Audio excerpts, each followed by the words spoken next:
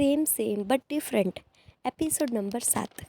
Vote if I tell you કે મશરૂમનું વર્ણન પણ પાકશાસ્ત્ર આયુર્વેદમાં છે. આયુર્વેદમાં મશરૂમને સંસ્વેદજ શાક તરીકે વર્ણવેલ છે. સંસ્વેદજનો નોર્મલ મિનિંગ થાય ધરતીને ફાડીને બહાર આવવું.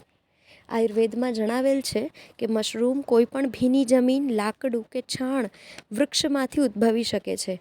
મશરૂમનો સ્વભાવ ત્રણેય દોષોને વધારનાર, પચવામાં ભારે તથા ચીકણો છે.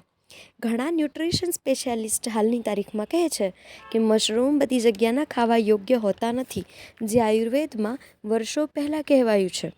સફેદ તથા શુભ જગ્યા પર ઉગેલા વાંસ તથા એવા લાકડા પર થયેલા મશરૂમ જ ખાવા યોગ્ય હોય છે.